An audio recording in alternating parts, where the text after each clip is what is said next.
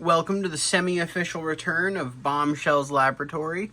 Admittedly, these next couple videos aren't going to be to the quality of the ones that came before, just because my setup is kind of adjusting. But I've got an unboxing for a brand new figure today, and I'm really excited to look at it with you guys. This is the Xtransbots Master Series 87 Interceptor Ballistic, or Ballistic Interceptor, I'm not actually sure which. Mostly, it's their version of a Masterpiece G1 Misfire. Decepticon Targetmaster Misfire. Now, I've got a few Xtransbots figures, but not a ton. We might look at the box here in a bit, but I'm more here for what's inside of the box. I'll do a quick look over the box. On the front we got some figure art. We got some art of the alt mode. Just the same. It's the name on the top, art on the back. The quote on the side says, "If opportunity doesn't knock, build a door." Fair enough. Alright, getting into himself. We've got our little Targetmaster, who, as advertised, is in fact like entirely diecast, which is pretty cool to me.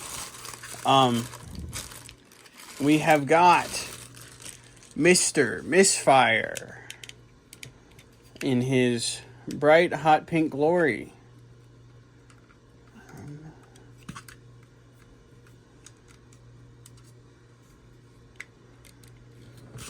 Move the foam out of the way here. Stand him up. Stands really well. Note immediately. My lighting situation isn't really great here, unfortunately, at this point, but I should be improving it here in the coming days, and you guys should be able to see that in the uploads. He's really clean. First impressions are pretty good, you know? Ratcheted ab crunch. Now, Xtransbots admittedly kind of a, in some ways, notorious company, but at the same time, I really like the design for Misfire. I really like his colors. I think it looks pretty good. Yeah. First impressions are pretty good.